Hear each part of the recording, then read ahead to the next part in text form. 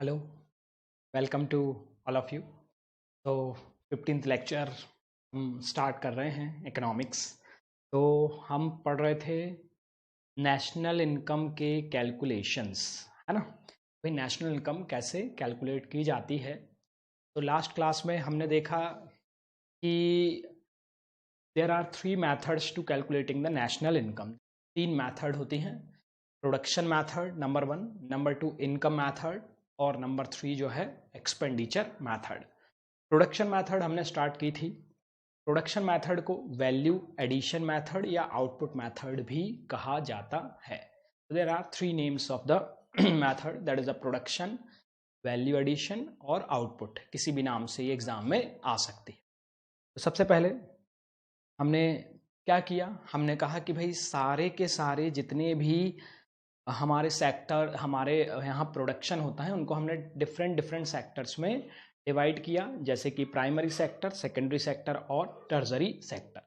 Primary sector is called agricultural, उसमें agriculture और उससे रिलेटेड एक्टिविटीज़ में जो भी प्रोडक्शन होता है वो काउंट होता है। सेकंड नंबर पे सेकेंडरी सेक्टर, सेकेंडरी सेक्टर में जो भी मैन्युफैक्चरिंग एक्टिविटीज़ होती हैं वो सभी काउंट होगा। और थर्ड नंबर पे आता है टर्जरी सेक्टर। टर्जरी सेक्टर में जो भी हम प्रोडक्शन करते हैं, मतलब जो भी सर्विसेज रेंडर्ड करते हैं वो यहाँ पर आती है। अब इसको हमने कैसे नेशनल इनकम कैलकुलेट करना सीखा। तो हमने कहा कि भाई पहले हम लेंगे सेल, तो तीनों का सेल आ गया, है ना, प्राइमरी सेक्टर, सेकेंडरी और टर्जरी सेक्टर का। फिर अगर कोई स्टॉक में बदलाव हुआ है, चेंज इन स्टॉक, आपको पता है चेंज इन स्टॉक कैसे निकालते हैं, क्लोजिंग माइनस ओपनिंग स्टॉक।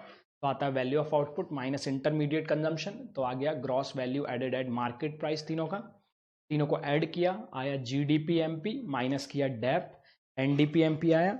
उसके बाद फिर एनडीपी एमपी डोमेस्टिक से नेशनल पे जाने के लिए प्लस करेंगे एनएफआईए, एनएफआईए ऐड किया तो आया एनएनपी एमपी, और उसके बाद फिर एमपी से एफसी पे जाने के लिए that is called minus indirect tax plus subsidy, तो आया एनएनपी एफसी। क्लियर, ये क्वेश्चन हमने किया था, ठीक है।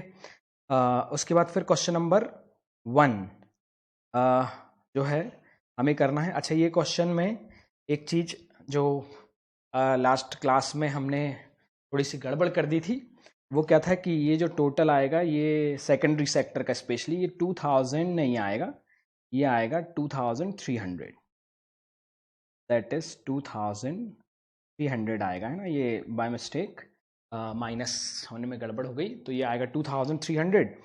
और मुझे इस बात की खुशी है कि स्टूडेंट ने मुझे ये कमेंट करके बताया सर ये गड़बड़ है, तो that is a very good कि भाई आप इतना सिंसियरली स्टडी कर रहे हैं, वेरी गुड। तो 2300, अब यहाँ 2300 आ जाएगा, ठीक है। 2300 तो कुल मिला के 300 से आंसर अपना बढ़ जाएगा, है ना। 300 से जो आंसर है वो सब जगह 300 ऐड हो जाएगा, ठीक है। तो वेरी गुड। तो आगे चलते हैं। अब क्वेश्चन नंबर 1 जो है वो यहाँ पर अपन देखते हैं। क्वेश्चन नंबर 1 आपका होमवर्क होगा, है ना, आपने सॉल्व किया होगा। अब आपको उसको मिलाना है क्वेश्चन नंबर 1 को, ठीक है। तो क्वेश्चन नंबर 1 में सबसे पहले हम वही अपने 4 कॉलम बनाएंगे, पर्टिकुलर, प्राइमरी, सेकेंडरी और टर्जरी। अब ये वैल्यू ऑफ आउटपुट से शुरू होगा, ठीक है। कहाँ से स्टार्ट होने वाला ये क्वेश्चन, वैल्यू ऑफ आउटपुट। तो यहाँ पे सबसे पहले वही पर्टिकुलर और प्राइमरी, सेकेंडरी और टर्जरी तीनों सेक्टर्स के हम नाम यहाँ लिख देंगे। पर्टिकुलर और यहाँ प्राइमरी सेक्टर, सेकेंडरी सेक्टर और टर्जरी सेक्टर, करेक्ट।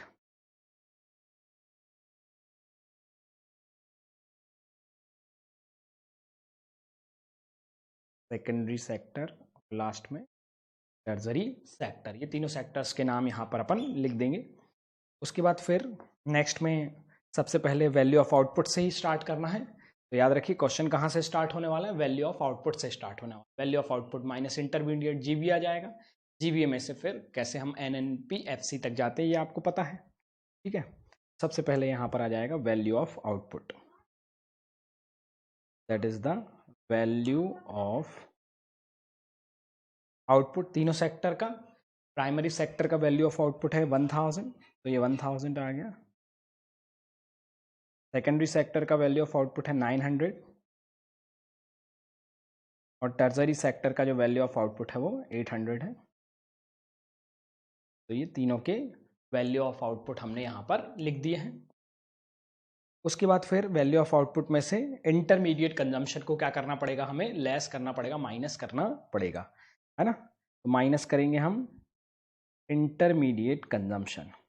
इंटरमीडिएट कंजम्पशन तीनों सेक्टर्स का दिया है, ठीक है। प्राइमरी सेक्टर, तो इंटरमीडिएट कंजम्पशन प्राइमरी सेक्टर का 400 है, सेकेंडरी सेक्टर का भी 400 दिया है, 400 ले लेते हैं, और टर्सरी सेक्टर का दिया है 300, ठीक है। अब आपको पता है कि भाई वैल्यू ऑफ आउटपुट में से जब हम इंटरमीडिएट कंजम्पशन को क्या करते हैं, माइनस करते हैं, तो क्या आने वाला रहता है, that is the GVA gross value added at market price, GVMP आता है। तो GVMP, तो ये 1000 में से 400 चला जाएगा, तो बचेगा 600 आ गया। फिर उसके बाद ये माइनस लगा देते हैं ताकि हमें याद रहे कि इन्हें माइनस करना है, कई बार भूल जाते हैं प्लस कर देते, तो बट ये अपन लगाएंगे तो इससे माइनस अपने को समझ में आएगा। तो 900 में से 400 गए तो ये 500 आ गया, और 800 में से 300 माइनस किए तो 500 अगेन। तो GVMP 600, 500 और 500 ये आ गए। उसके बाद फिर यहाँ पर अब आपको पता है कि इन तीनों को हम ऐड करेंगे, इन तीनों को हम क्या करने वाले हैं, ऐड करने वाले हैं। तो क्या बनने वाला है फिर, ये बन जाएगा हमारा, दैट इज GDP-MP। तो तीनों को ऐड करेंगे, हाँ जी बताइए, तीनों को ऐड करके कितना आ रहा है, इन तीनों को ऐड करेंगे, that is primary sector plus secondary sector plus tertiary sector. तो 600 प्लस 500 प्लस 500, तो 1600 आ गया, दैट इज 1600। 1600 क्या आ गया, GDP-MP आया, GDP-MP। अब आपको पता है GDP-MP से हम किस तरह से NNPFC पे आते हैं। तो GDP-MP में सबसे पहले क्या माइनस करेंगे भाई, डेप, क्वेश्चन में देखिए दिया हुआ है, that is the consumption of fixed assets, ये है। तो ये कितना दिया हुआ है, 80 दिया हुआ है, तो 80 आ गया, ये 80 को माइनस करेंगे, है ना। तो GN में बदल जाएगा, बाकी सब सेम रहेगा, मतलब ग्रॉस नेट हो जाएगा। तो ये आ जाएगा NDP-MP, NDP आ गया 1520, है ना, 1520, करेक्ट। अब NDP-MP में क्या करना पड़ेगा, प्लस करेंगे NFIA, है ना, प्लस करते हैं, पर यदि माइनस में दिया है तो क्या करेंगे, ऑब्वियसली माइनस करेंगे। तो यहाँ पर हमें NFIA को माइनस करना पड़ेगा क्योंकि माइनस में दिया हुआ है, तो -20 ब्रैकेट में ले लेते हैं। जब अपन इसको माइनस करेंगे तो ये क्या आने वाला है, दैट इज ये आ जाएगा NNPMP आ गया 1500, NNPMP कितना आ गया 1500, क्लियर। और उसके बाद फिर NNPMP से FC पे पहुंचना है क्योंकि नेशनल इनकम निकालना है। तो MP से FC पे पहुंचने के लिए क्या करना पड़ेगा, माइनस इनडायरेक्ट टैक्स करना पड़ेगा सर, और प्लस सब्सिडी करना पड़ेगा, करेक्ट, वेरी गुड बेटा, है ना, बहुत होशियार हो। तो चलिए, तो माइनस NNP यहाँ पे लिख देता हूँ मैं, NNPMP, हाँ जी NNPMP कितना आ गया था अपना 1500, ठीक है, माइनस करेंगे इनडायरेक्ट टैक्स और प्लस करेंगे सब्सिडी, माइनस इनडायरेक्ट टैक्सेस और प्लस करेंगे सब्सिडी। तो इनडायरेक्ट टैक्स को हमने माइनस किया, इनडायरेक्ट टैक्स 100 दिया हुआ है ना, ये देखिए 100, इनडायरेक्ट टैक्सेस 100 और सब्सिडी 10, सब्सिडी 10 दी है, तो इसको ब्रैकेट में ले लेते हैं, हाँ जी। तो माइनस किया 100 और प्लस किया 10, तो ये आया 1410, है ना, 1400 आ जाएगा, और उसके बाद 10 प्लस करेंगे तो 1410 इज अवर NNPFC, या इसको हम नेशनल इनकम के नाम से भी जानते हैं, NNPFC और नेशनल इनकम, क्लियर हुआ, समझ में आया। कोई पॉइंटेड आउट तो नहीं है। ठीक, तो इस तरह के यदि क्वेश्चंस आते हैं तो ये हमसे मेरे ख्याल से बन जाएंगे। ठीक, क्लियर हुआ? तो किस तरह से हम करते हैं, बिल्कुल क्लियर है मेरे ख्याल से। प्राइमरी पहले तीनों से, मतलब डेटा जो है आपको जानकारी तीनों सेक्टर में दे दी जाती है। कई बार क्या होगा, 2 सेक्टर के बारे में जानकारी दी है तो 2 को लेके कर देना है ना। जैसे मान के चलो प्राइमरी दी है, सेकेंडरी दी है, हो सकता है टर्जरी नहीं दी हो तो दोनों को लेके सॉल्व कर देना, मतलब जैसा हमको क्वेश्चन में दिया है। कई बार एक सेक्टर का नाम देते हैं जैसे प्राइमरी सेक्टर, और दूसरे को लिख देते हैं अदर सेक्टर्स। तो प्राइमरी का एज इट इज कर दिया, और अदर मतलब अब इन दोनों को मिला के दिया है, सेकेंडरी को और टर्जरी को। तो फिर उसके अकॉर्डिंग दोनों को अदर सेक्टर का नाम लिख के, और sale plus change in stock is equal to value of output minus intermediate, GV आ जाएगा अदर का, और दोनों को फिर जोड़ देंगे। ठीक है, बाकी कोई दिक्कत नहीं है। कई बार ऐसा होता है कि भाई कई बार क्वेश्चन घुमाने के लिए अदर सेक्टर लिख देता है, तो अदर सेक्टर मतलब क्या, तो एक सेक्टर को छोड़ के बाकी जो बचे हुए सेक्टर, हो सकता है सेकेंडरी सेक्टर दे दे, सेकेंडरी सेक्टर और अदर दे दे, तो अदर का मतलब फिर प्राइमरी और टर्जरी दोनों इकट्ठे दे दिए आपको।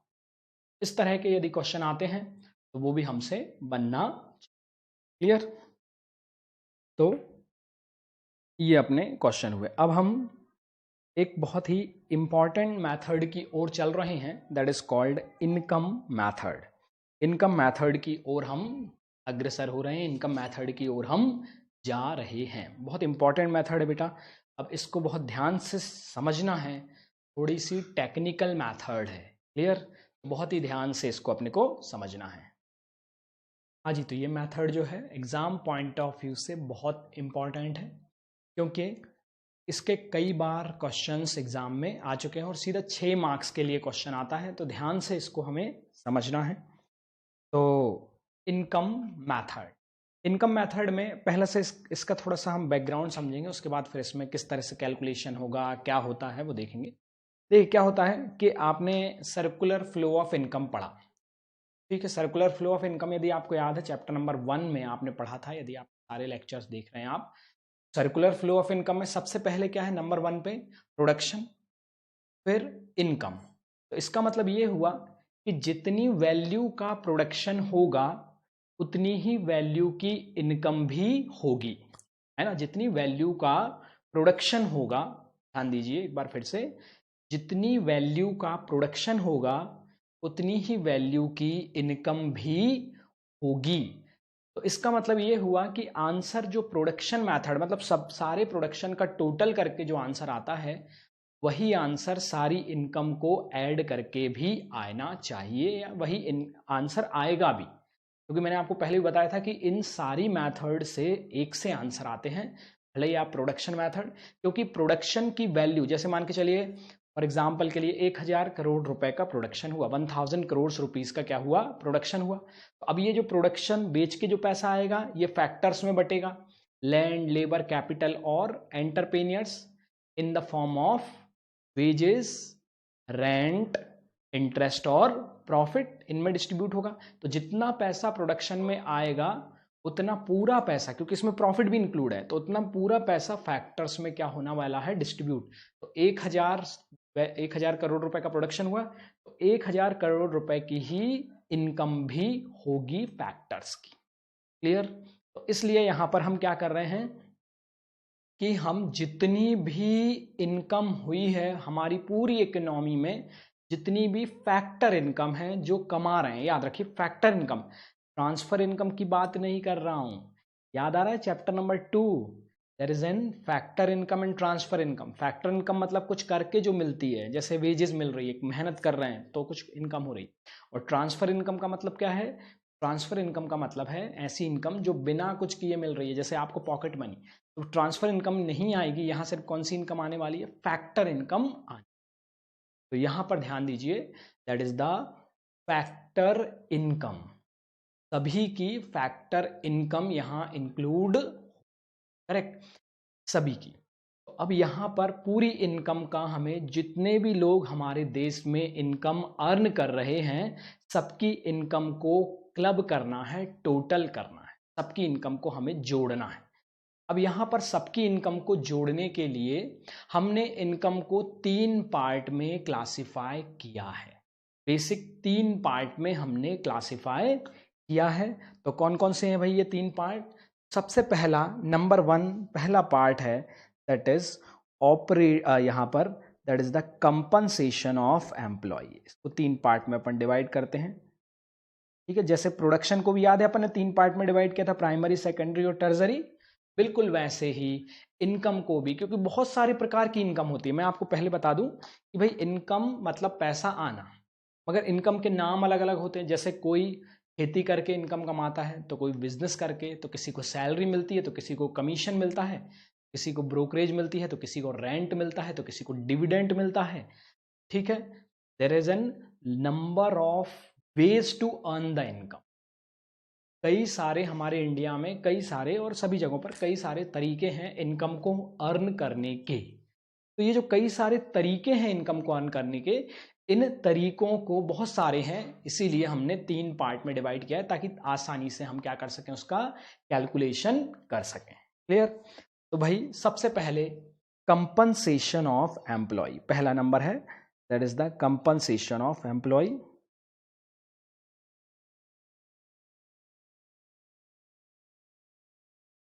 Compensation of employee,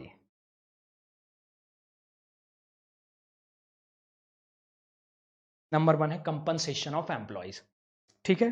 compensation of employees में हम क्या करते हैं कि जितने भी हमारे देश में एम्प्लॉयज हैं, हमारे देश में लगभग माना जाता है कि जितने भी लोग काम कर रहे हैं उसमें 50% के आसपास लोग एम्प्लॉय हैं, मतलब वो किसी ना किसी के अंडर में काम कर रहे हैं। उनका कोई एम्प्लॉयर है, वो उसके अंडर में काम करते हैं और उस काम के बदले में जो एम्प्लॉयर है वो रेम्युनरेशन देता है, वो सैलरी देता है, वो वेजेस देता है, करेक्ट। तो यहाँ पर एक बहुत बड़े पार्ट की इनकम हमने कवर की है, that is called compensation of employee. समझ में आया? कंपनसेशन ऑफ एम्प्लॉय का मतलब है कि भाई यहाँ पर बहुत ज़्यादा जो एम्प्लॉय अर्न करते हैं अपने, भले ही वो गवर्नमेंट एम्प्लॉय हो, प्राइवेट एम्प्लॉय हो, भले ही वो लोकल सेक्टर के एम्प्लॉय हो, फॉर्मल सेक्टर हो, इनफॉर्मल, मतलब जितने भी एम्प्लॉय हैं, जितने भी एम्प्लॉयज़ को इनकम अर्न हो रही है, वो सब एम्प्लॉय यहाँ पर है। वो स्किल्ड हों, सेमी स्किल्ड हों, अनस्किल्ड हों, उनको कुछ भी मिले, इवन वेजेस, सैलरी कुछ भी मिले, वो सब यहाँ पर, बस सिर्फ क्या फ़र्क है कि उनको एक प्रकार से यहाँ पर एज अ सैलरी के रूप में वो किसी के अंडर में काम कर रहे हैं, तो वो पैसा उनको मिल रहा है। तो वो पूरा का पूरा पैसा, वो पूरी फैसिलिटी सब कंपनसेशन ऑफ एम्प्लॉय में कवर होगा। वो सारा का सारा कंपनसेशन ऑफ एम्प्लॉयज में आएगा। क्लियर? तो पहली चीज ये, ठीक। तो अपन देखेंगे अभी इसमें क्या क्या आता है, बट फिलहाल पहला क्या आ गया, कंपनसेशन ऑफ एम्प्लॉय। इसमें क्या आता है, एम्प्लॉयज को एम्प्लॉयर के द्वारा जो भी कुछ मिलता है वो सब इसमें आता है, ठीक है। सेकंड नंबर पे है that is operating surplus. Second number पे आता है operating surplus.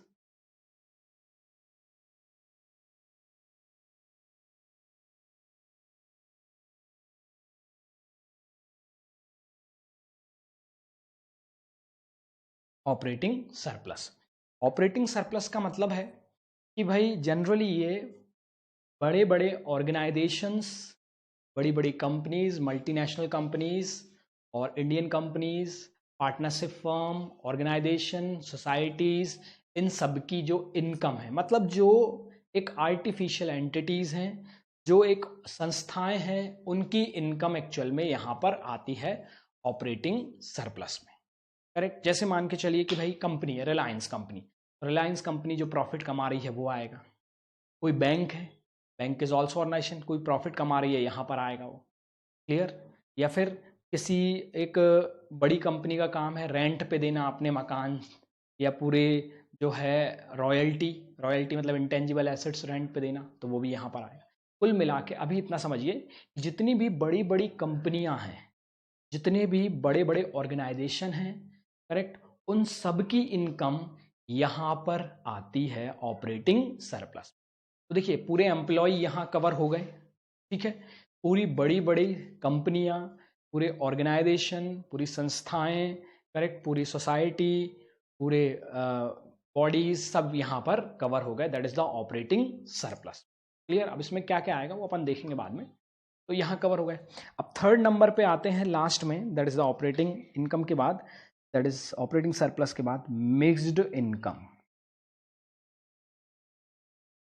Mixed income, mixed income, correct. तो मिक्स्ड इनकम क्या है, यहां पर आएगा थर्ड में। अब ये मिक्स्ड इनकम क्या होता है, मिक्स्ड इनकम में जो व्यक्ति जो है सेल्फ, जो व्यक्ति सेल्फ एम्प्लॉयड है, जो व्यक्ति क्या है सेल्फ एम्प्लॉयड है, वो यहां पर आता है। अब सेल्फ एम्प्लॉयड का मीनिंग क्या है, सेल्फ एम्प्लॉयड का मीनिंग है कि वो जो बंदा है, वो बंदा, अच्छा रखे, तो वो जो बंदा है वो क्या है, सेल्फ एम्प्लॉयड है। सेल्फ एम्प्लॉयड का मतलब है कि भाई खुद की, जैसे मान के चलिए कि भाई आपके पेरेंट्स की सपोज कोई शॉप है, ग्रॉसरी शॉप है, क्लोथ्स की शॉप है, तो वो उनकी इनकम कहाँ में आएगी, वो सेल्फ एम्प्लॉयड है, करेक्ट। और इंडिविजुअल है तो यहाँ पर आएगी। कोई प्रोफेशनल है, टीचर है, जैसे मैं, मेरी इनकम कहाँ में आएगी, मिक्स्ड इनकम में आएगी, करेक्ट। कोई डॉक्टर है, कोई लॉयर है, उसकी इनकम कहाँ आएगी, मिक्स्ड इनकम में। कोई फार्मर है, करेक्ट, खेती किसान, किसानी वाला है, उसकी इनकम कहाँ आएगी, मिक्स्ड इनकम में आएगी। क्लियर। तो ये सारी की सारी जो इनकम है ये कहाँ पर आने वाली है, मिक्स्ड इनकम में आने वाली है। They are all included in the mixed income. Clear. तो देखिए अब यहां पर मैं आपको बता रहा हूं कि कोई एक बंदा, करेक्ट, जो खुद सेल्फ एम्प्लॉयड होकर काम कर रहा है, वो सारी इनकम कहाँ आएंगी, मिक्स्ड इनकम में। अब इन तीनों में आप कोई भी इनकम को ले लीजिए, कोई भी इनकम इन तीनों से परे नहीं है। ठीक है, समझ में आया। जैसे मान के चलिए आपने कहा कि सर जो है कोई व्यक्ति को डिविडेंड मिलता है सर, तो वो कहाँ आएगा, तो मैं बोलूँगा भाई इंडिविजुअल की इनकम है, एक व्यक्ति की इनकम है, उसका इन्वेस्टमेंट किया उसने, तो वो वहाँ पर आएगी मिक्स्ड इनकम में, करेक्ट। आप बोलते हैं किसी व्यक्ति को ब्याज मिल रहा है तो वो मिक्स्ड इनकम में आएगा। कोई व्यक्ति खुद खेती कर रहा है तो मिक्स्ड इनकम में आएगा। कोई व्यक्ति खुद मैं जैसे क्लासेस रन कर रहा हूँ तो मिक्स्ड इनकम में आएगा, करेक्ट। अगर मैं स्कूल में पढ़ाता हूँ और मुझे सैलरी मिल रही है तो वो कहाँ आएगा, कंपनसेशन ऑफ एम्प्लॉयज़ में आएगा। ऐसा नहीं है कि किसी एक ही उसमें सारी इनकम आए, हो सकता है कि किसी एक बंदे की इनकम को दो पार्ट में डिवाइड किया जा सकता है। क्लियर, दो पार्ट में हम डिवाइड कर सकते हैं, वो मिक्स्ड इनकम भी कमा रहा है। तो ठीक वैसे ही अब ये सारी इनकम हमारी, अब इससे आप समझिए कि कोई भी इनकम इससे वंचित नहीं है, सारी की सारी इनकम इसमें इंक्लूड हो चुकी है, कोई भी इनकम इससे एक्सक्लूड नहीं है। अरे कोई भी फैक्टर इनकम आप खुद अगर आपके दिमाग में कोई नई इनकम आ रही है तो आप मेरे से कॉल करके पूछ सकते हैं। क्लियर, कोई दिक्कत नहीं है। पर यहाँ पर समझिए कि सारी की सारी इनकम जो है वो इसमें इंक्लूड हो चुकी है। अब कोई भी ऐसी इनकम नहीं है जो इससे परे हो, जो इससे दूर हो। क्लियर। अब हम देखते हैं कंपनसेशन ऑफ एम्प्लॉयज में। अब इनमें अंदर चलते हैं, अंदर क्या क्या आता है वो देखते हैं।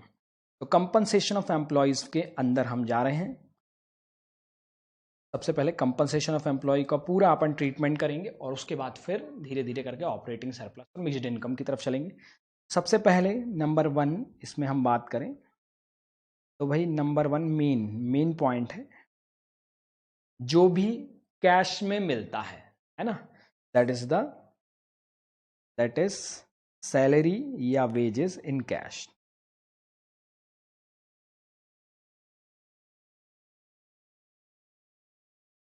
सैलरी या फिर वेजेस काय में, कैश में, जो भी आपको कैश में अर्न हो रहा है।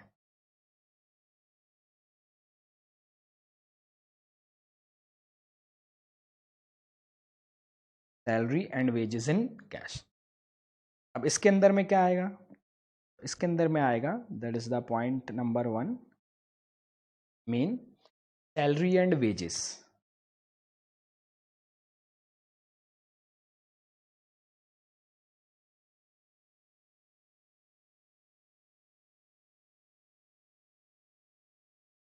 सैलरी एंड वेजेस इसके अंडर में आएगी।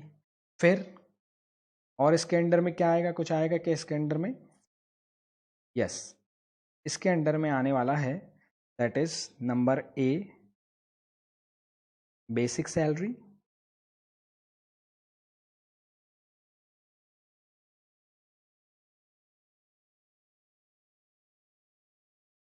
बेसिक सैलरी आएगी, correct. Number B dearness allowances,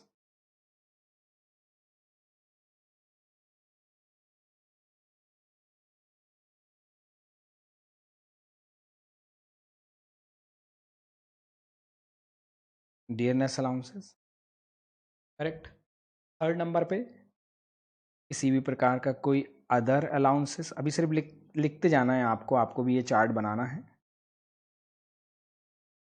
ठीक है, साथ साथ में बना लीजिए ताकि फिर बाद में जब अपन उसको समझेंगे तो आपको क्लियर हो जाएगा ये सब क्या होता है। अभी आप उसको दिक्कत मत करिए क्या होता है, सिर्फ आप लिखते जाइए, ठीक है। फिर डी नंबर पे बोनस,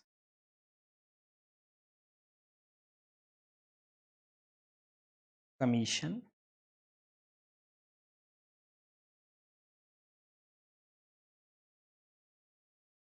और एफ नंबर पे अदर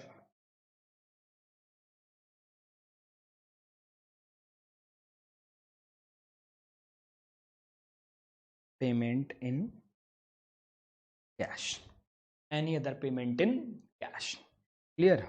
देखिए सबसे पहले जो स्पेशली कैश में आपको सैलरी मिल रही है ना, मतलब कुल मिला के जो भी कैश में, क्योंकि कई सारी चीज़ें ऐसी भी होती हैं जो कैश में नहीं मिलती, फैसिलिटीज़ जो होती हैं जनरली वो कैश में नहीं मिलती।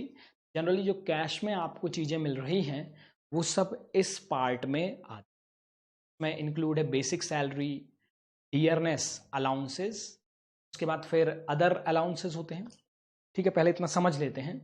सबसे पहले सैलरी और वेजेस, एक कॉमन वर्ड है सैलरी और वेजेस। अब सैलरी और वेजेस के अंदर क्या आएगा, सबसे पहले आएगा बेसिक सैलरी। क्या होता है कि आप देखिए अगर आपके पेरेंट्स कहीं जॉब करते हैं तो पूछिए उनसे, एक बेसिक होता है कि भाई हर एक सैलरी स्ट्रक्चर होता है, उसमें सबसे पहले आता है एक बेसिक कि भाई बेसिक सैलरी आपकी कितनी है, उसी से संबंधित दूसरे भी फैसिलिटी होती हैं, ठीक है। तो एक बेसिक सैलरी होता है। फिर सेकंड नंबर पे होता है डियरनेस अलाउंसेस। डियरनेस अलाउंस का मतलब होता है महंगाई भत्ता। महंगाई मतलब क्या होता है कि जैसे जैसे महंगाई बढ़ती जाती है तो गवर्नमेंट आपकी सैलरी को भी बढ़ाती जाती है, गवर्नमेंट आपकी सैलरी को भी क्या करती है, इंक्रीज करती है। तो क्योंकि गवर्नमेंट आपकी सैलरी को इंक्रीज करती है इसीलिए बेसिक सैलरी वगैरह में इंक्रीमेंट नहीं करती, अलग से आपको एक अलाउंसेस दे देती है जिसको हम बोलते हैं डियरनेस अलाउंसेस। डियरनेस का मतलब महंगाई, ठीक है। तो डियरनेस अलाउंसेस देती है। तो जैसे जैसे महंगाई, तो इन्फ्लेशन से संबंधित होता है ये, जैसे जैसे इन्फ्लेशन बढ़ता है वैसे यहाँ। इसके अलावा और भी कई सारे अलाउंसेस दिए जाते हैं, अदर अलाउंसेस, जैसे house rent allowance. House rent allowance का मतलब यदि एम्प्लॉय किराए से रह रहा है तो किराया देने के लिए एम्प्लॉयर उसकी थोड़ी बहुत सहायता करता है, तो वो किराए के नाम पे आ जाता है। हाउस रेंट अलाउंसेस है, फिर उसके बाद यूनिफॉर्म अलाउंसेस है, रिसर्च अलाउंसेस है, हिली एरियाज में रहते हैं तो hilly area allowances, there is a number of, कई सारे अलाउंसेस होते हैं। तो वो अलाउंसेस का नाम आपको वहाँ क्वेश्चन में लिखा हुआ रहेगा, हमको समझ जाना है कि अलाउंसेस है मतलब यहाँ पर आने वाला है, ठीक। उसके बाद फिर अदर अलाउंसेस के बाद बोनस। आपको पता है कि इंडिया में कई सारी कंपनियां, ऑर्गेनाइजेशन बोनस प्रोवाइड करते हैं एम्प्लॉय को, जैसे फेस्टिवल बोनस है, दिवाली आती है जनरली दिवाली बोनस मिलता है, होली बोनस मिलता है, तरह से बोनस है। कमीशन, कई बार कमीशन भी पार्ट होता है कि भाई इस तरह के जॉब टर्म्स कंडीशन होते हैं कि एक जो एम्प्लॉयर है आप उसके साथ काम करिए, स्पेशली सेल्स में। सेल्स में क्या होता है, एक फिक्स्ड सैलरी आपको मिलेगी, बट यदि आपने टारगेट से ज़्यादा सेल किया तो उसके लिए आपको कुछ कमीशन भी मिलेगा, तो ये कमीशन यदि मिलता है तो ये भी। इसके अलावा एनी अदर पेमेंट, अब ये रेसिडुअल, रेसिडुअल का मतलब इनके अलावा भी और कुछ यदि मिलता है तो वो फिर कैश में, वो भी यहाँ पर आएगा, कैश में होना चाहिए। देखिए नंबर वन कैश में होना चाहिए और एम्प्लॉयर द्वारा एम्प्लॉय को दिया जाना चाहिए, ठीक है, उसके सर्विसेज के रिस्पेक्ट में कैश में। तो ये तो हो गई अपनी सबसे पहला सैलरी इन कैश। उसके अलावा सेकंड नंबर पे चलते हैं सैलरी इन कैश के बाद, that is second number is that is salary या वेजेस इन काइंड। सैलरी या फिर वेजेस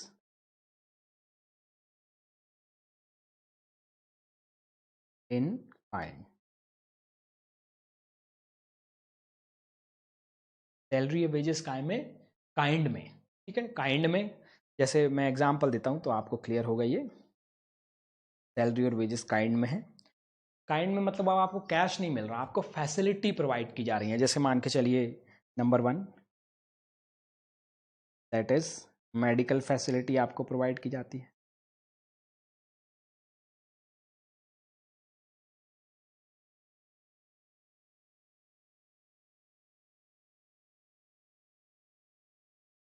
कोई मेडिकल फैसिलिटी आपको प्रोवाइड की जा रही है। मेडिकल फैसिलिटी का मतलब है कि भाई यहाँ पर या तो हॉस्पिटल एम्प्लॉयर का है, बड़ी बड़ी कंपनियां होती हैं, उनके खुद के हॉस्पिटल होते हैं, एम्प्लॉय वहाँ पर इलाज कराते हैं फ्री में। या तो एम्प्लॉयर का ही हॉस्पिटल है, या फिर एम्प्लॉयर बिल का डायरेक्ट पेमेंट कर रहा है और आपको जो इलाज है वो फ्री में मिल रहा है। कई सारी कंपनियों का कोलैबोरेशन होता है दूसरे जो हॉस्पिटल्स होते हैं वहाँ पे, ठीक है। फिर सेकंड नंबर पे हाउसिंग फैसिलिटी।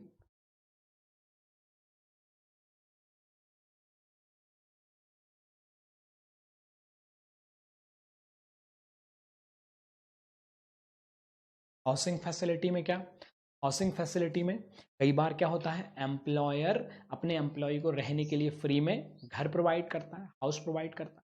जैसे कि सॉरी हाउस प्रोवाइड करता है। जैसे कि जो है रेलवे, रेलवे एम्प्लॉयज़ को आपने देखा होगा रहने के लिए क्वार्टर्स वगैरह मिलते हैं। कई बैंकिंग में भी रहने के लिए व्यवस्थाएं होती हैं।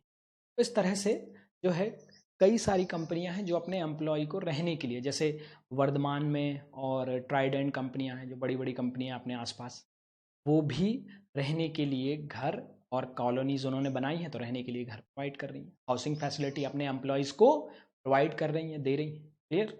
फिर थर्ड नंबर पे और भी कई सारी फैसिलिटीज़ हो सकती हैं। थर्ड नंबर पे मान के चलिए कई बार आपको वो फैसिलिटी प्रोवाइड करती हैं, telephone facility, mobile facility, laptop आपको प्रोवाइड करती हैं, mobile laptop facility.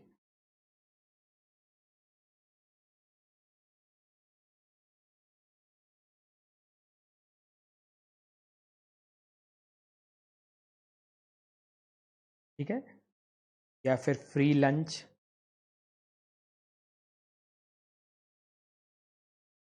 Free lunch facility.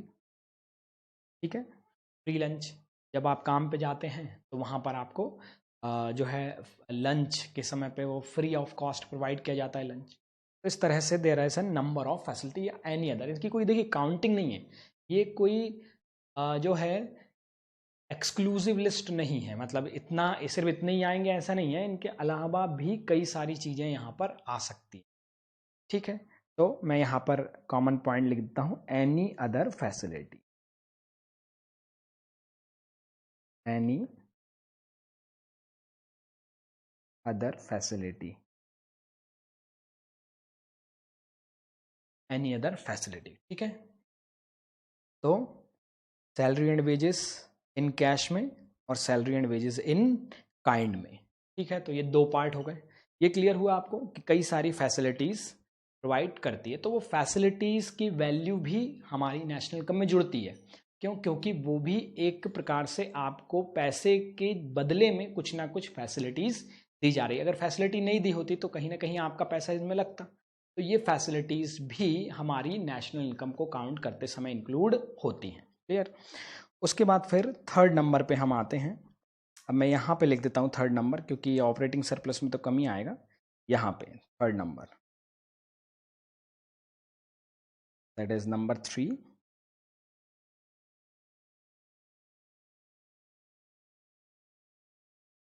है ना, ये यहाँ के बाद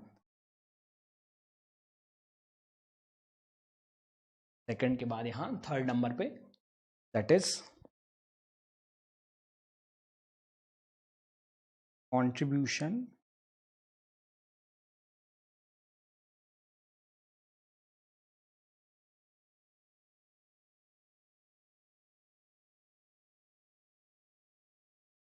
टू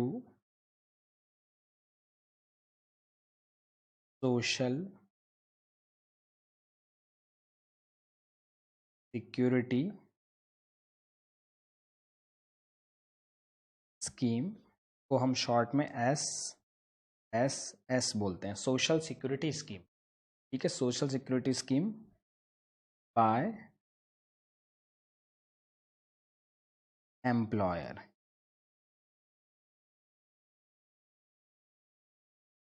बाय एम्प्लॉयर, एम्प्लॉयर के द्वारा, करेक्ट। अब ये क्या होती है पहले समझ लेते हैं। Contribution to the social security scheme by the employer. Employer, देखिए यहाँ पर क्या होता है कि भाई हम जो हैं वो जॉब कर रहे हैं और we are the human being, तो we want some social securities, social कुछ ना कुछ सोशल सिक्योरिटी चाहते हैं। अब सोशल सिक्योरिटी चाहते हैं इसका मतलब क्या है? तो इसका मतलब ये है कि सोशल सिक्योरिटी चाहने का मतलब है कि भाई हमने अपने इतने सारे बेशकीमती साल ऑर्गेनाइजेशन को समर्पित कर दिए, है ना, और जब रिटायरमेंट का समय आया तो फिर ऑर्गेनाइजेशन की ये लाइबिलिटी है कि भाई, क्योंकि अब क्या होगा कि भाई हमने अपने जीवन के इतने बेशकीमती साल इसको दे दिए, ऑर्गेनाइजेशन को दे दिए। अब 60-62 साल की उम्र में 60-62 ईयर्स की एज में आप रिटायर हो रहे हैं। अब रिटायर हो रहे हैं, इसका मतलब क्या है कि भाई उस समय यदि आपको कुछ पैसा नहीं मिलेगा, मान के चलिए, तो आप में अब एनर्जी भी नहीं बची और मतलब पैसे भी नहीं कमा पाएंगे, और वहाँ पर आप जितने ज़्यादा सीनियर सिटीजन हो जाएंगे उतना प्रॉब्लम आता जाए। क्लियर? इसीलिए हर एक व्यक्ति चाहता है कि अगर मैं जॉब करूं तो मुझे कुछ ऐसी व्यवस्था मिले कि भाई मैं रिटायर भी हो जाऊं, उसके बाद भी मैं अपनी लाइफ को बेहतर तरीके से, एक लाइफ स्टैंडर्ड ठीक तरीके से मैं सरवाइव कर सकूं। ये हर एक व्यक्ति की एक विल रहती है, एक विश रहती है। तो उस केस में क्या होता है कि एम्प्लॉयर क्या करता है कि अभी से, जब से वो जॉब कर रहा है तभी से वो कुछ ना कुछ पैसा अब ये थोड़ा थोड़ा कंट्रीब्यूशन करना शुरू कर देता है, ताकि जब उस समय पर वो व्यक्ति क्या हो, रिटायर हो, तो उसे एक अच्छा अमाउंट हम दे दें, ताकि वो अपनी लाइफ के जो बचे हुए दिन हैं, जो बचे हुए साल हैं, वो बहुत अच्छे तरह से क्या कर सके, बिता सके। उसको हम बोलते हैं that is the social security. मतलब ऐसी सारी चीज़ों में कंट्रीब्यूशन जो उसके रिटायरमेंट के बाद काम में आने वाले, जैसे contribution to provident fund, PF में। अब पीएफ हम सब जानते हैं, पीएफ से मेरे ख्याल से कोई भी ऐसा नहीं है जो अनअवेयर हो। तो प्रोविडेंट फंड में हमने क्या किया कि भाई अभी से एम्प्लॉयर कंट्रीब्यूशन कर रहा है। एम्प्लॉयर कंट्रीब्यूशन कर रहा है तो इसका मतलब है कि भाई जो अमाउंट है वो कहीं ना कहीं एम्प्लॉयर एम्प्लॉय को दे रहा है, अभी नहीं तो तब देगा, तो इसीलिए वो हमारी नेशनल इनकम में यहाँ इस फेज में काउंट होता है। सिमिलरली कई बार ओल्ड एज पेंशन भी नॉर्मल पेंशन भी देते हैं, रिटायरमेंट के बाद पेंशन वो भी यहाँ पर आएगी, वो भी सोशल सिक्योरिटी स्कीम का ही पार्ट है। ठीक है, तो कंट्रीब्यूशन टू पीएफ या फिर सोशल सिक्योरिटी स्कीम में पेंशन देना, या फिर कोई भी अदर कंट्रीब्यूशन करना, ग्रेचुइटी देना, मतलब कुल मिला के ऐसा कोई भी पेमेंट जो आपको रिटायरमेंट के बाद किया जाएगा, उसके लिए आज से कंट्रीब्यूशन कर रहे हैं, वो सब काय में आएगा कंट्रीब्यूशन टू। कई बार इंश्योरेंस कंपनी को ये काम दे देते हैं, एम्प्लॉयर इंश्योरेंस प्रीमियम भरता रहता है कि भाई आप, हमारा एम्प्लॉय जब रिटायर होगा तब इंश्योरेंस कंपनी आप इसको पेंशन देना, हम आज आपको थोड़ा थोड़ा प्रीमियम दे देते हैं। तो इस तरह से कोई भी स्कीम के तहत कुल मिला के इसका पर्पस क्या है, जब एम्प्लॉय रिटायर होता है, ऐसा कोई भी पेमेंट जो आज किया जा रहा है एम्प्लॉयर के द्वारा, और कब जब एम्प्लॉय रिटायर होगा तब उसका बेनिफिट उसे मिलेगा, वो भी इसमें इंक्लूड किया जाता है। देखिए कौन कौन सी इसमें आएंगे। तो इसमें आएगा number 1, that is contribution to PF.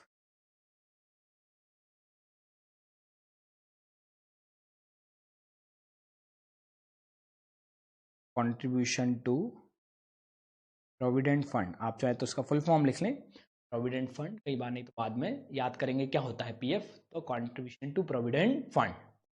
ठीक है, पीएफ वैसे तो याद रहेगा। सेकंड नंबर पे पेंशन, पेंशन, और थर्ड नंबर पे आएगा that is the insurance premium,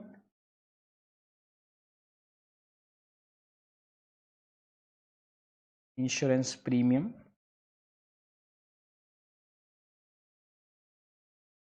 fourth number पे any other contribution,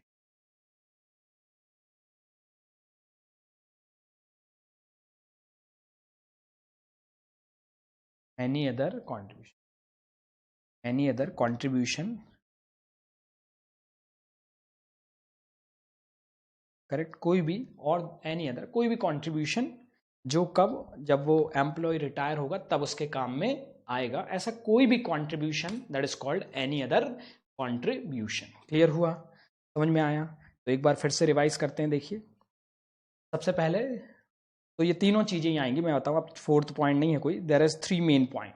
3 main point कैसा है, कौन कौन से हैं? Salary in cash, second in kind, और थर्ड नंबर पे कंट्रीब्यूशन टू एसएसएस, और इंपॉर्टेंट क्या है, बाय द एम्प्लॉयर, एम्प्लॉयर के द्वारा, ये वर्ड याद रखना, एम्प्लॉयर। कई बार यहाँ एम्प्लॉय दे देते हैं, एम्प्लॉय नहीं आएगा, एम्प्लॉयर आएगा। अब थोड़ा क्वेश्चन के पॉइंट ऑफ व्यू से इस पॉइंट को समझते हैं, क्वेश्चन जो न्यूमेरिकल क्वेश्चन आएंगे उस पॉइंट ऑफ व्यू से।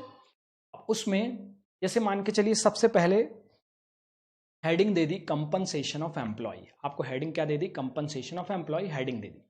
अब कंपनसेशन ऑफ एम्प्लॉय हेडिंग दी है, तो उसके बाद फिर अगर सैलरी कैश या सैलरी एंड वेजेस या अलाउंसेस या कंट्रीब्यूशन ये कुछ भी दिया है तो फिर कुछ देखना नहीं है। जब मेन हेडिंग आपको क्वेश्चन में दी हुई है तो फिर उसके अंदर की चीजों को देखने की बिल्कुल भी जरूरत नहीं है। समझ में आया? जब आपको मेन हेडिंग दे दी कंपनसेशन ऑफ एम्प्लॉय, याद रखिए किसी भी चीज की जब हेडिंग दी हुई है ना तो उसके अंदर वाली चीजों को फिर इग्नोर करना है, क्योंकि ऑलरेडी हेडिंग में वो इंक्लूड है। कंपनसेशन ऑफ एम्प्लॉय में ऑब्वियसली कैश भी इंक्लूड है, काइंड भी इंक्लूड है, और कंट्रीब्यूशन भी इंक्लूड है, तो फिर इनको बिल्कुल देखने की भी जरूरत नहीं है। ठीक है, अब मान के चलिए कंपनसेशन ऑफ एम्प्लॉय नहीं दिया, अब यहां पर दे दिया, मान के चलिए सैलरी एंड वेजेस दे दिया। अब सैलरी एंड वेजेस दे दिया और एक जगह दे दिया बोनस। तो जब सैलरी एंड वेजेस ऑलरेडी दिया गया है तो फिर बोनस को लेने की जरूरत नहीं है, क्योंकि सैलरी एंड वेजेस के अंदर ही आ रही हैं ये सब चीजें। कमीशन दे दिया तो ये अंदर ही आ रहा है, फिर इसको अलग से जोड़ने की जरूरत नहीं है। तो ये चीजों को थोड़ा ध्यान रखेंगे कि भाई अगर आपको मेन हेडिंग दी हुई है तो फिर उसके अंदर जो भी पॉइंट है फिर उनको इग्नोर करना है, वो नहीं आएंगे। क्लियर हुआ? सपोज दे दिया डियरनेस अलाउंसेस, तो आएगा क्या, नहीं आएगा। बेसिक सैलरी दे दी, नहीं आएगा। ठीक है, तो याद रखिए सैलरी वेजेस दे दी, ज्यादातर यही आती है सैलरी एंड वेजेस, तो फिर ये कुछ भी नहीं आएंगे। सैलरी एंड वेजेस नहीं दिए तो फिर अपन को इनको लेना पड़े। फिर आते हैं salary and wages in kind, तो काइंड में दे दिया, suppose medical facility, housing facility, ये सब चीज़ें दे दी, तो इनमें से एक दो जितनी दी हैं वो आ जाएंगी। और अगर काइंड में दे दिया तो फिर इनमें से फिर नहीं आएगा। जैसे दे दिया salary and wages in kind या सैलरी इन काइंड, काइंड में दे दिया, पूरा लिख दिया, फिर एक जगह लिखा हुआ है मेडिकल फैसिलिटी, तो बताइए आएगा क्या, नहीं आएगा, क्योंकि सैलरी एंड वेजेस ऑलरेडी पूरा कवर कर चुका है। फिर उसके बाद दे दिया यहाँ पर that is the contribution by employer to social security scheme. Social security scheme में एम्प्लॉयर का कंट्रीब्यूशन दे दिया एक पॉइंट, और दूसरा दे दिया कंट्रीब्यूशन टू पीएफ। जब मेन हेडिंग दी हुई है कंट्रीब्यूशन टू एसएसएस तो फिर कंट्रीब्यूशन टू पीएफ आएगा। क्लियर? तो यहां पर याद रखिए कि ये जो है salary and wages in cash, in kind और कंट्रीब्यूशन टू एसएसएस, ये जो तीनों चीजें हैं ये मेन हेडिंग है। अगर ये मेन हेडिंग दी है तो इनके अंदर आने वाली चीजें फिर नहीं आ। क्लियर हुआ? समझ में आया कि नहीं? तो ये अपना पहला कि भाई एम्प्लॉयर अपने एम्प्लॉय को इसके अलावा और कुछ नहीं देता, इतनी ही पेमेंट करता है।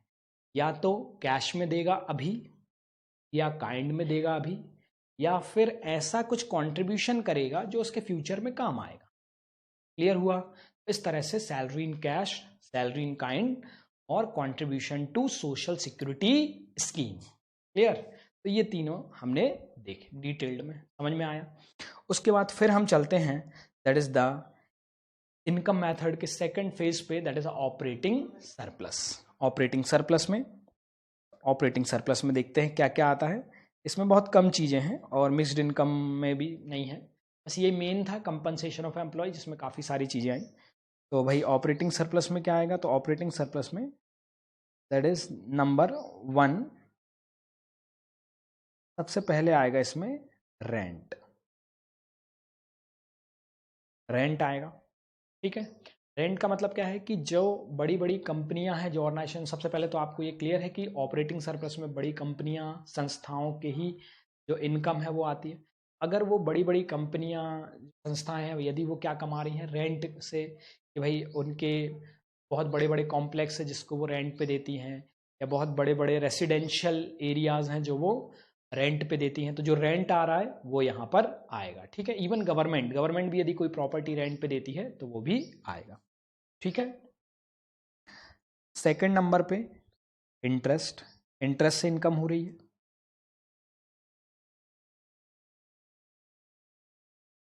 इंटरेस्ट से यदि कोई इनकम होती है, अब इंटरेस्ट से इनकम होती है इसका मतलब क्या है?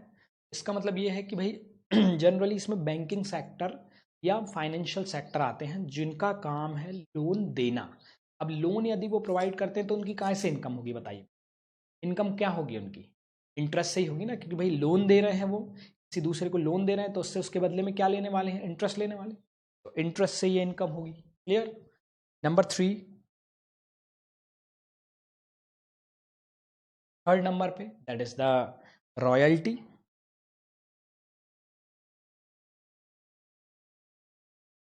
रॉयल्टी, रॉयल्टी क्या होगा अभी?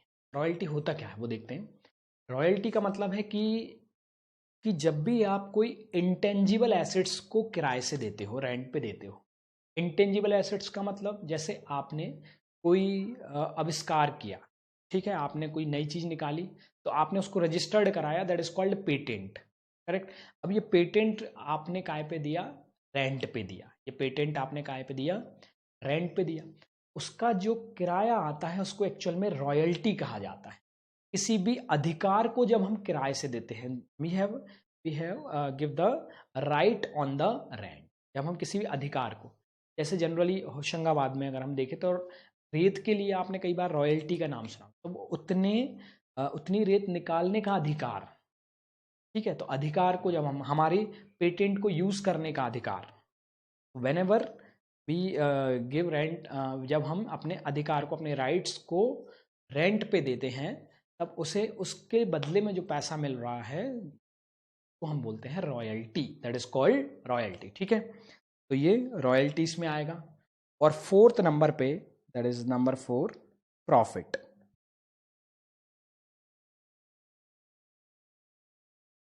फोर्थ नंबर पे प्रॉफिट आएगा। तो अब रेंट, इंटरेस्ट, रॉयल्टी और profit, there is only 4 things are there. सिर्फ 4 चीजें आएंगी, याद रखिए। चारों चीजों को हम ऐड करेंगे तो क्या बन जाएगा? ऑपरेटिंग सरप्लस बन जाएगा। ठीक है, चारों चीजों को हम क्या करेंगे? ऐड करेंगे।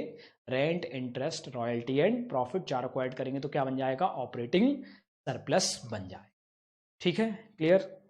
तो अब यहां पर थोड़ा सा ध्यान देंगे, दैट इज, अब हम ये जो प्रॉफिट है 4th नंबर पे, कई बार इस प्रॉफिट को हम सब डिवाइडेड कर देते।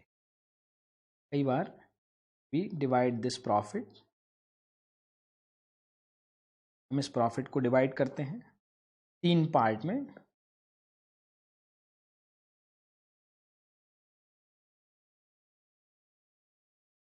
तीन पार्ट में डिवाइड करते हैं हम इस प्रॉफिट को। दैट इज नंबर 1 डिविडेंड,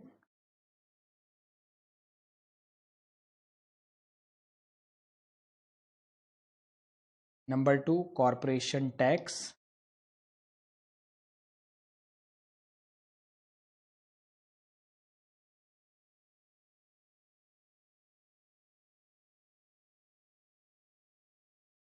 और नंबर 3 रिटेन्ड अर्निंग।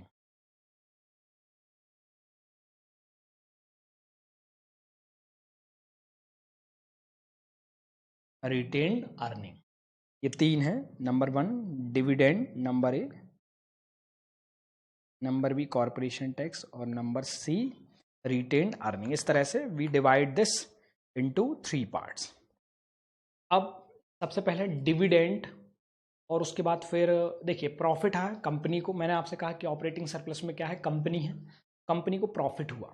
ठीक है, अब कंपनी को प्रॉफिट हुआ तो वो प्रॉफिट से क्या क्या करती है? सबसे पहले कंपनी टैक्स देती है। तो कंपनियों के द्वारा जो टैक्स दिया जाता है उसको हम क्या कहते हैं?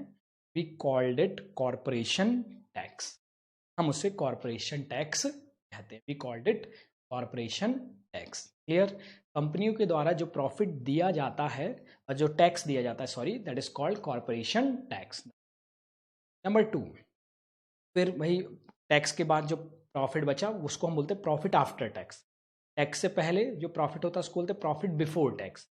ये जो प्रॉफिट है जो 4th नंबर पे आप देख रहे हैं, ये प्रॉफिट है, that is the profit before tax.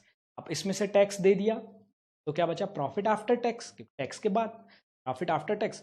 अब ये प्रॉफिट जो आफ्टर टैक्स है, करेक्ट, इसमें हम क्या करते हैं? तो इसमें से अब हम डिविडेंड देते हैं। डिविडेंड का मतलब है, आपने जनरली 11th में बिजनेस में पढ़ा होगा ये डिविडेंड वर्ड। डिविडेंड का मतलब क्या है कि भाई हमारी कंपनी है, कंपनी में शेयर होल्डर होते हैं, क्योंकि उन्होंने हमारी कंपनी में पैसा लगाया है, इसलिए प्रॉफिट का कुछ भाग हम उनको भी देंगे। तो वो जो प्रॉफिट का कुछ भाग हम उनको दे रहे हैं वो डिविडेंड कहा जाता है।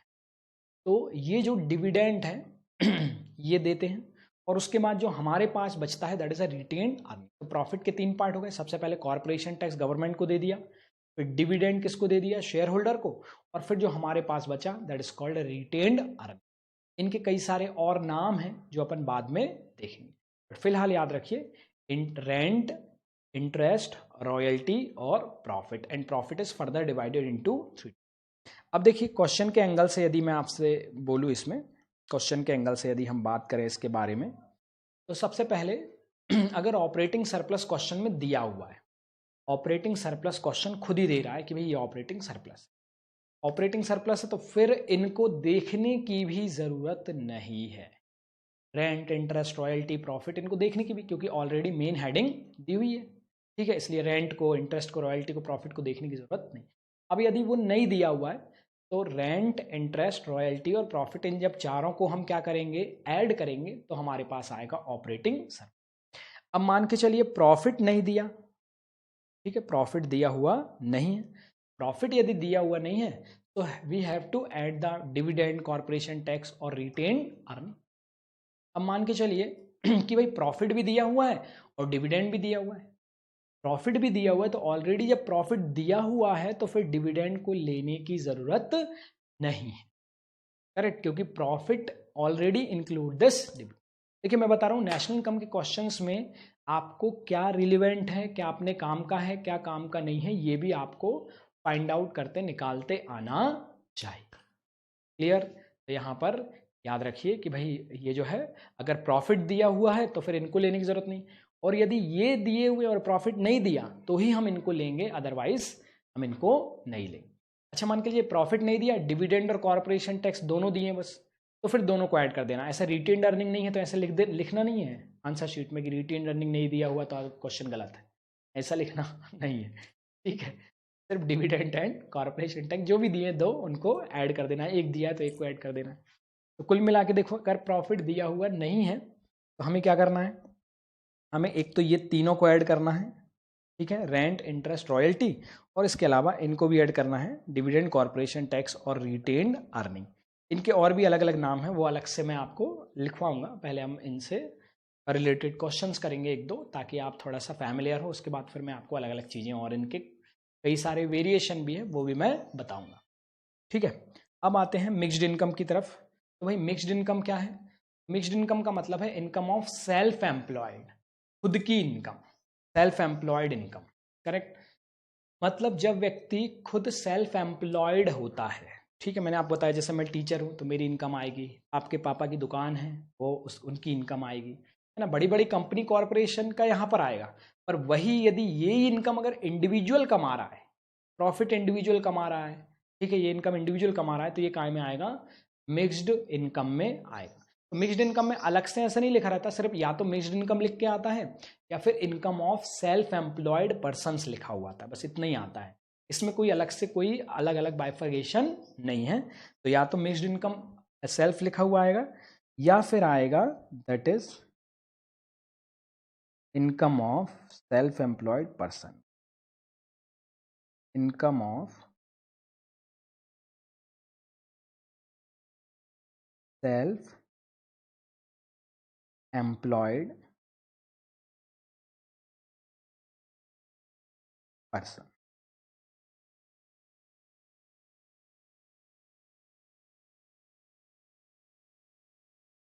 Income of self employed person लिखा हुआ आएगा। तो समझ जाना है कि क्या है, मिक्स्ड इनकम है। तो मेरे ख्याल से आपको क्लियर हुई इनकम मेथड में क्या आएगा। तो इसको एक्चुअल में 1-2 बार लेक्चर को रिवाइज करें तो आपको और ज़्यादा इसमें क्लैरिटी आएगी, ठीक है। और अपन क्वेश्चन करेंगे तो धीरे धीरे करके चीज़ें याद हो जाएंगी। तो ये तीनों चीज़ें आ गई। अब क्या हुआ कि भाई तीनों तीनों आए कौन कौन से आ गए, अब इनके थोड़े शॉर्ट में मैं लिख देता हूँ यहाँ, ठीक है। सबसे पहले आया कंपनसेशन ऑफ एम्प्लॉय, आपने निकाल लिया। ऑपरेटिंग सरप्लस आपने निकाला, और मिक्स्ड इनकम, ये तीनों। Compensation of employee, operating surplus, mixed income, मैंने शॉर्ट में लिखा हुआ है, आप चाहे तो फुल फॉर्म भी लिख सकते हैं, बट शॉर्ट में अपन को क्योंकि कई बार इनको लिखना है। अब इन तीनों को हमने ऐड किया, तीनों को ऐड किया, operating mixed compensation of employee plus operating surplus plus mixed income, तो इससे आता है क्या, that is net domestic product at factor cost, ये आता है NDPFC। इन तीनों को ऐड करने में याद रखिए प्राइमरी वो जो प्रोडक्शन वाली मेथड थी उसमें तीनों को ऐड किया तो क्या आया था, GDP-MP। मैंने आपको बताया ना कि अलग अलग मेथड आपको अलग अलग डायमेंशन पर पहुंचाएगी, ठीक है। इसीलिए हमने सबसे शुरू में वो सीखा है कि एक डायमेंशन से दूसरे डायमेंशन पे, एक जगह से दूसरी जगह पर कैसे सफल करते हैं, कैसे जाते हैं, वो हमने ऑलरेडी पहले सीख लिया है। तो अब NDPFC से मुझे नेशनल इनकम मतलब NNPFC पे जाना है। तो NDP से NNPFC पे जाना है कहाँ जाना है, NNPFC। तो क्या करना पड़ेगा इसमें, कुछ नहीं करना है, डी को एन में कन्वर्ट करना है, तो डी को एन में कन्वर्ट करने के लिए plus NFI, correct plus NFI करेंगे तो NNPFC आ जाएगा, या नेशनल इनकम, या इसमें कुछ भी पूछ सकते हैं, हो सकता है पूछ लें GDP-MP बताओ, तो NDP-MP FC से फिर GDP-MP पे जाना पड़े, कुछ भी। पर इतना याद रखिए, याद रखना है compensation of employee, operating surplus और मिक्स्ड इनकम जब हम तीनों को ऐड करते हैं तो we get NDPFC, then we add the NFIA, so we get NNPFC या नेशनल इनकम। क्लियर तो इस तरह से नेशनल इनकम का ये पूरा आपको कई बार रिवाइज करना पड़ेगा। क्लियर, समझ में आया। अब इसके एक आध क्वेश्चन अपन कर लेते हैं अभी, ताकि अभी अपना टॉपिक हुआ है तो थोड़ा सा आपको कंफर्टेबल हो जाए। चलिए सबसे पहले मैं क्वेश्चन लिख रहा हूँ, पहले खुद से करना है उसको, और उसके बाद फिर आपको जो है यहाँ पे मिलाना है कि भाई आपका क्वेश्चन सही है या नहीं। तो चलिए क्वेश्चन लिखना शुरू करिए, मैं डिक्टेट करता जा रहा हूँ, आप क्वेश्चन लिखते जाइए। सबसे पहले है compensation of employee. Number 1 COE, COE दिया हुआ है आपको सपोज 2000, फिर सेकंड नंबर पे आपको सपोज दिया है रेंट, रेंट दिया हुआ है 500,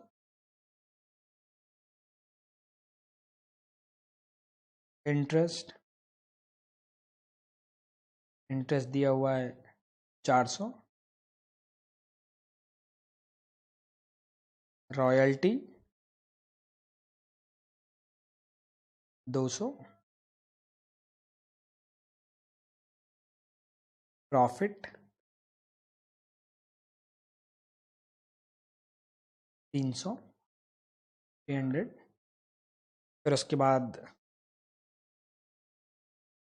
mixed income,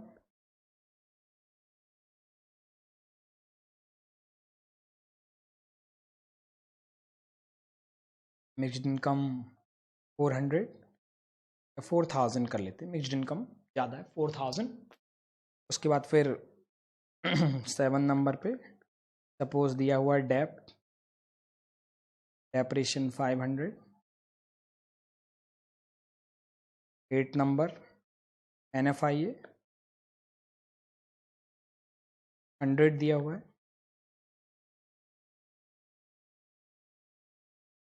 9th number indirect taxes 200। Subsidy,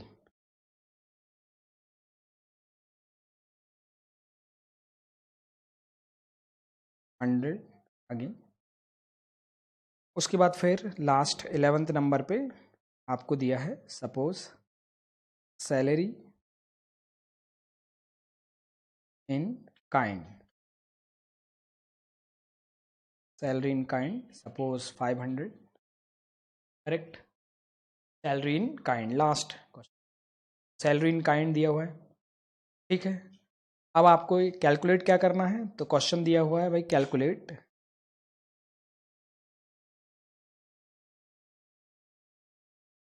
NNPFC, है ना। NNPFC मतलब नेशनल इनकम, कुल मिला के क्या कैलकुलेट करना है, नेशनल इनकम कैलकुलेट करना है, ठीक। अब यहाँ पे ध्यान देंगे compensation of employee, rent, interest, ये सब दिया हुआ है। अब यहाँ पे हमें इतना देखना है कि क्या क्या चीज़ें हमारे काम की हैं और क्या क्या नहीं है। तो इसलिए देखिए सबसे पहले आपको किस तरह से सॉल्व करना है ये भी मैं बता दूं। तो एक फॉर्मेटिंग आपको बनानी है कि भाई ये जो फॉर्मेट है तरह का, और ये अभी आसानी के लिए, फिर थोड़ा सा अपन इसको बाद में चेंज भी करेंगे, एग्जाम ओरिएंटेड बनाएंगे। बट पहले आप जब चीज़ों को सीख जाएंगे, चलिए ये वाला कॉलम रहने देते, जब आप सीख जाएंगे चीज़ों को तो थोड़ा सा इसको अपन चेंज भी कर देंगे, ठीक है। तो सबसे पहले नंबर 1 पे that is the compensation of employee, ठीक है। नंबर 2 पे ऑपरेटिंग सरप्लस, और नंबर 3 पे मिक्स्ड इनकम। ये फॉर्मेट रहेगा अपना, तीनों मेन हेड है तो तीनों को अपन ने लिख लिया, compensation of employee, operating surplus और मिक्स्ड इनकम, तीनों को लिख लिया। और उसके बाद जब अपन तीनों को ऐड करते हैं, ठीक है, तीनों को जब हम क्या करते हैं, ऐड करते हैं, तो हमारे सामने क्या आएगा, दैट इज NDPFC। अब NDPFC में प्लस करना है क्या, NFIA प्लस करेंगे जब NDPFC में, तो ये आ जाएगा क्या, NNPFC आ जाएगा। जब आप NFIA को प्लस करेंगे, बस यहाँ तक पहुँचना है अपने। देखिए कंपनसेशन ऑफ एम्प्लॉय एक बार पढ़ लेते हैं ताकि अपन क्या अपने काम का है और क्या अपने काम का नहीं है, क्या अपने फॉर्मेट में आ रहा है और क्या अपने फॉर्मेट में नहीं आ रहा है, वो अपने को पता चले और उसके हिसाब से अपन क्वेश्चन सॉल्व करेंगे। सबसे पहले कंपनसेशन ऑफ एम्प्लॉय दिया हुआ है, हाँ जी, कंपनसेशन ऑफ एम्प्लॉय ये अपने काम का है। कंपनसेशन ऑफ एम्प्लॉय लिख चाहे तो लिख भी लें, ठीक है। कंपनसेशन डायरेक्ट मेन कॉलम में लिख लेते हैं, देखिए 2000 दिया हुआ है, ठीक है, तो ये अपने काम आ गया। रेंट, अब देखिए ऑपरेटिंग सरप्लस एक कहीं दिया होगा तो फिर रेंट को लेने की जरूरत नहीं है, पर यदि ऑपरेटिंग सरप्लस नहीं दिया तो we have to consider the rent. तो rent, interest, royalty, profit, mixed income दिया हुआ है, आएगा काम। डेप फिर NFIA, IT दिया हुआ, इनडायरेक्ट टैक्स, सब्सिडी। अच्छा सैलरी इन काइंड अभी अपने कुछ काम का नहीं है, कि सैलरी इन काइंड तो आएगा ही नहीं क्योंकि ऑलरेडी ऑपरेटिंग सरप्लस दिया हुआ है। अच्छा सब्सिडी और इनडायरेक्ट टैक्स कुछ काम के हैं क्या, सब्सिडी और IT नहीं है क्योंकि ऑलरेडी फैक्टर कॉस्ट निकल रहा है, क्योंकि इन तीनों से क्या निकल रहा है, फैक्टर कॉस्ट, और फैक्टर कॉस्ट ही पे हमें जाना है, मतलब ऑलरेडी FC फाइंड आउट हो रहा है और FC पे जाना है, इसलिए इनडायरेक्ट टैक्स और सब्सिडी का भी हमें कोई काम नहीं है, ठीक है। सिमिलरली देखिए डेप भी देखेंगे आप, तो डेप भी हमारे फॉर्मेट में कहीं नहीं आया, तो डेप का भी कोई काम नहीं है। तो इस तरह से देखिए कई सारी इररिलेवेंट चीज़ क्वेश्चन में दी जाएंगी, हमें ये सेलेक्ट करना पड़ेगा कौन सी चीज़, अगर आपको फॉर्मेट अच्छे से याद है तो आप सेलेक्ट करेंगे कौन सी चीज़ हमारे काम की और कौन सी। क्लियर, तो भाई ये जो है अपन ने काट दी। अब उसके बाद एक एक को अपन पढ़ते जाएंगे, फॉर्मेट अपना तैयार है, एक एक को पढ़ते जाएंगे और आगे उसका ट्रीटमेंट करते जाएंगे। तो कंपनसेशन ऑफ एम्प्लॉय अपन ने ले लिया, फिर उसके बाद रेंट, रेंट कहाँ आएगा सर, ऑपरेटिंग सरप्लस में आएगा, तो रेंट 500 है, तो यहाँ पर ऑपरेटिंग सरप्लस में अपन ने लिख दिया भाई रेंट जो है कितना है 500, तो 500 लिख दिया, ठीक है। फिर उसके बाद इंटरेस्ट दिया हुआ है 400, तो यहाँ इंटरेस्ट आ गया एक और, इंटरेस्ट 400। फिर उसके आगे रॉयल्टी 200,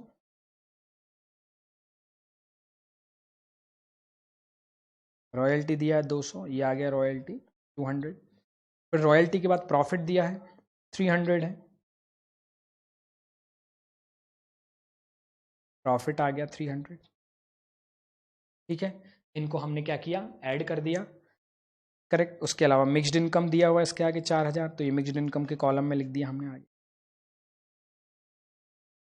ठीक है, ऐड करेंगे तो ऐड करिए, ऑपरेटिंग सरप्लस को चारों आ गए हैं, तो 9 10 11, 11 और 4, 11 और 3 14,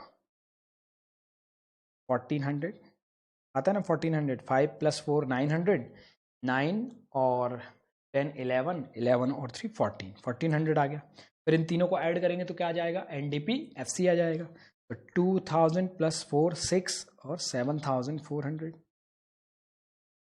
और उसके बाद NFIA, तो NFIA आपको दिया हुआ है 100, तो 100 ऐड कर देंगे, तो ये आ गया अपना 7500 आंसर, करेक्ट। तो इस तरह से भाई फॉर्मेट अभी अपन थोड़ा चेंज करेंगे इसको बाद में, बट समझने के लिए पहले कैलकुलेशन के लिए उसमें थोड़ा फैमिलियर हो जाएंगे, तो फिर अपन बाद में देखेंगे कि फाइनल एग्जाम में। बट फिलहाल इसी फॉर्मेटिंग में अपने को करना है ताकि चीज़ें अपने को याद हों और आसान लगें, वो मेन चीज़ है। ठीक है, तो क्लियर हुआ। तो ये फॉर्मेट आपको याद होने चाहिए। आज आपका जो होमवर्क है वो यही है, ये फॉर्मेट आपको बेहतर तरीके से याद होना चाहिए। ठीक है, ओके। होमवर्क कल करके आना है, और कल के मतलब नेक्स्ट लेक्चर में इसके और क्वेश्चंस हम, ठीक, बाय, यार।